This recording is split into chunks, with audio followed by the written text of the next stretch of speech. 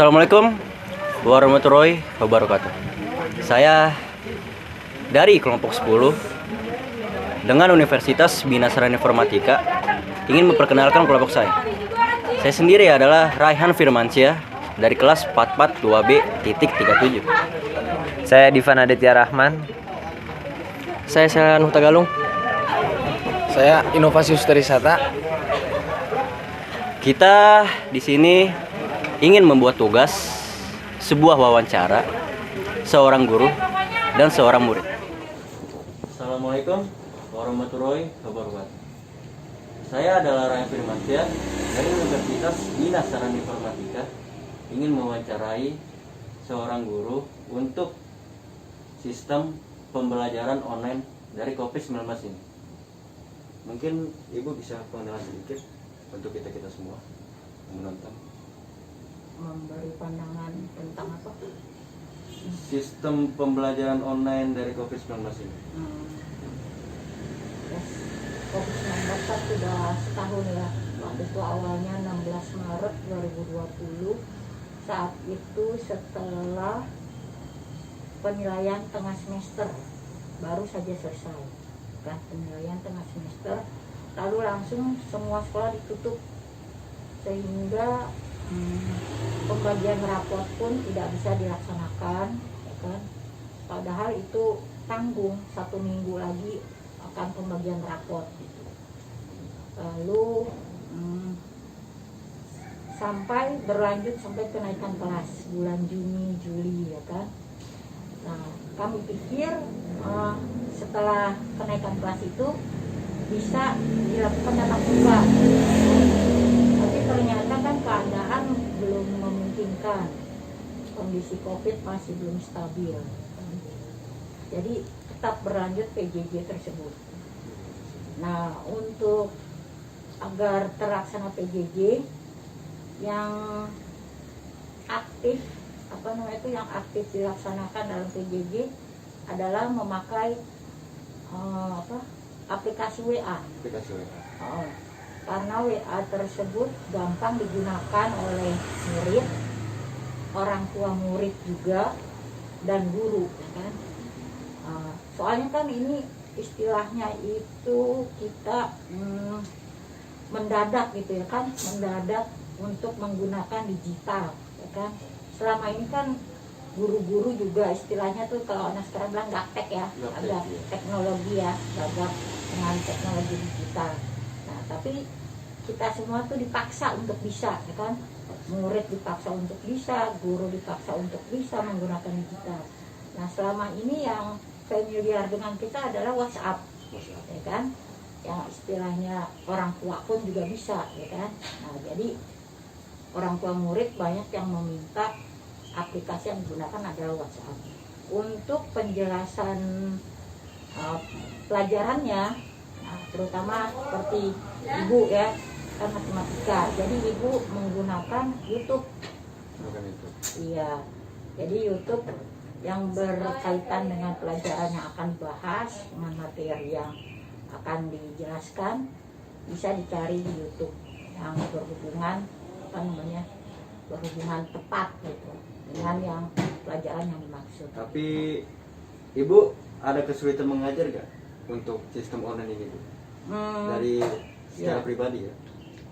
Kalau secara pribadi Ibu cuma memberikan YouTube tersebut.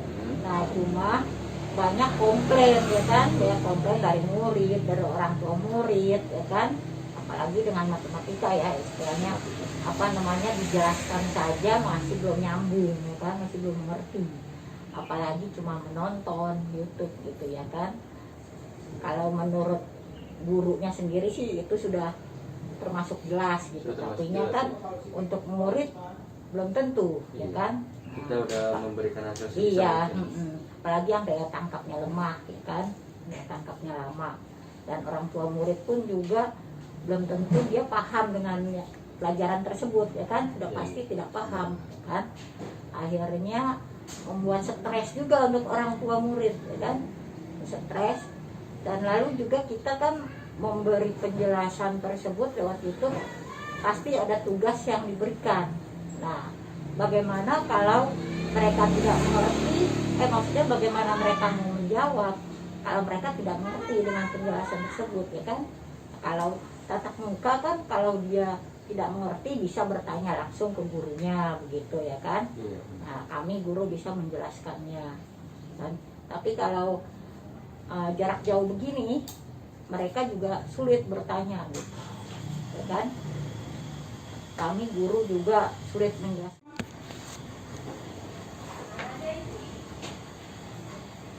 Jadi Ibu, apakah ada info dari pemerintah soal kenapa kuota gratis ini dari murid tidak dapat?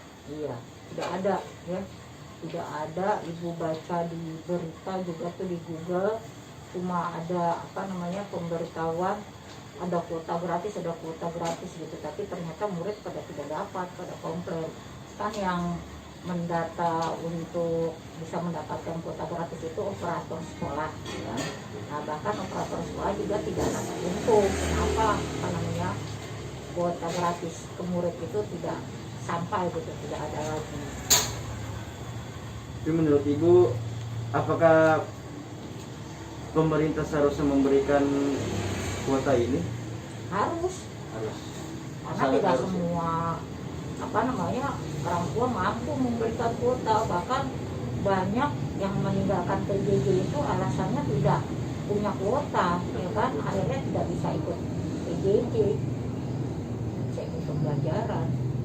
Dan dikarenakan kuota yang tidak dapat ini, apakah tugas-tugas yang Ibu berikan dapat diselesaikan dengan baik?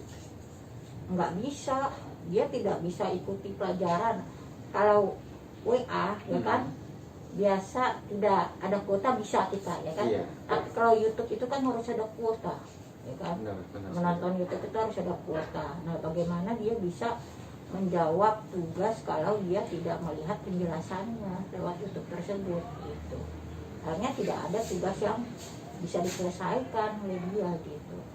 Bahkan di WA pun dia lama tidak muncul, alasannya tidak ada kuota, tidak bisa membeli kuota.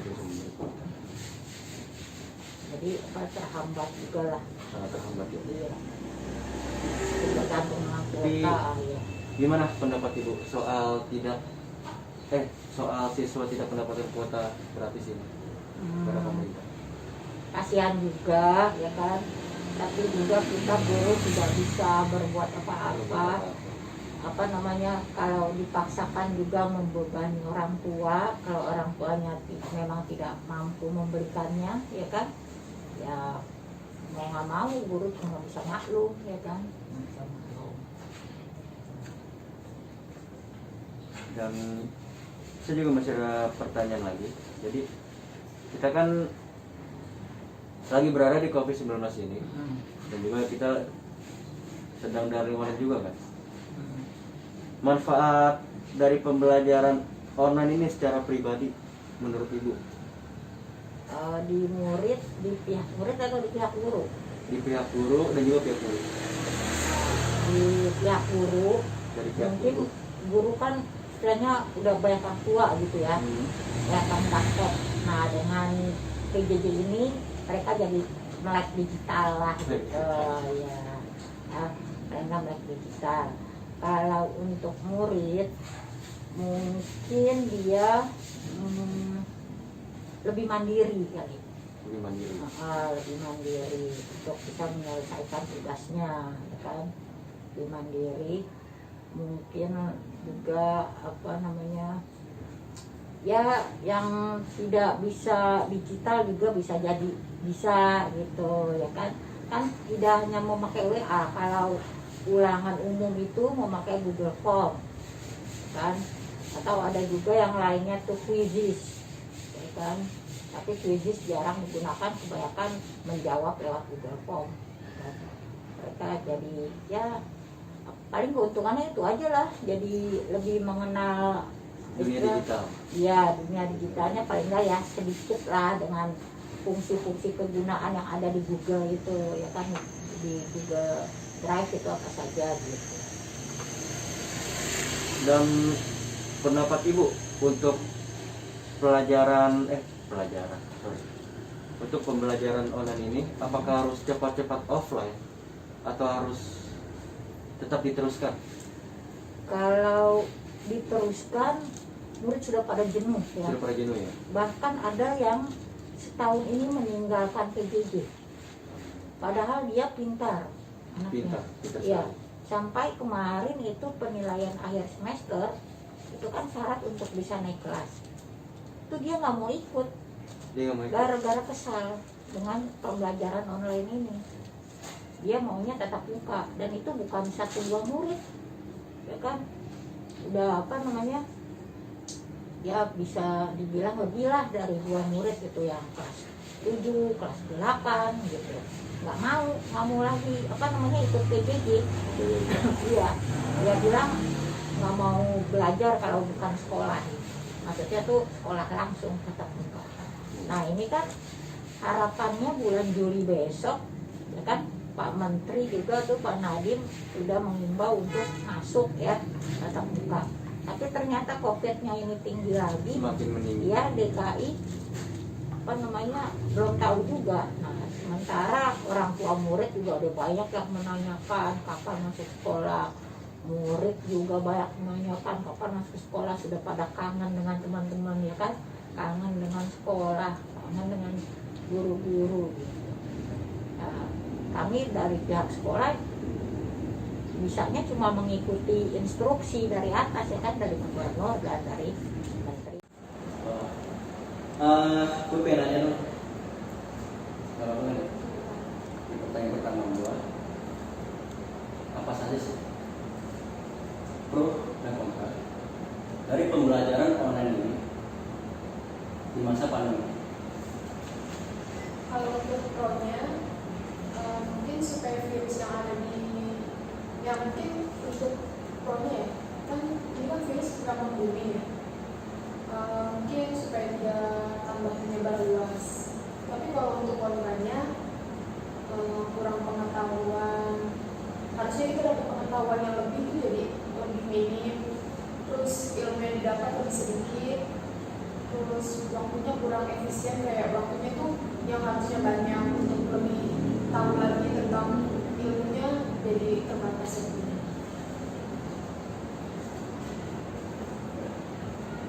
Nah ini pertanyaan, bagaimana perbedaan sistem tatap muka dari segi offline dan online ini? Kalau untuk offline sih, kalau secara garis besarnya kita tuh lebih mendapat didikan yang lebih dan pengalaman dari ujian praktek. Tapi kalau untuk online, dari sistem pembelajaran ini kita sebagai siswa atau siswi malah semakin malas untuk kayak mencari tahu lebih ilmu yang harus kita dapat, terus lebih malas untuk menguras materi karena kita terbiasa melakukan online. Kita lanjut ke ini. Hal apa yang menjadi kekurangan dari sistem ujian online sewaktu ujian? Kekurangannya ya, yang pasti sih karena kuota angkutan internet kita nggak ditanggung pemerintah, terus sinyal juga kadang lemah.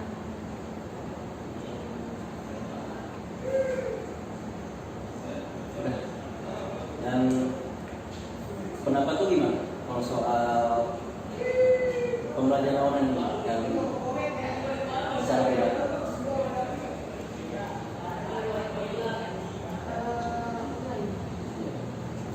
Apakah nyaman atau tidak nyaman? Kalau untuk online sih kurang nyaman ya, karena kurangnya solidaritas, kurangnya kebersamaan, terus kayak Kurang efisien. Dan juga untuk apa ya, pembelajaran ya, untuk sistem pembelajaran masuk ke sini dari online ini, dari segi dosen, materinya belum bedakan materi secara offline atau secara online.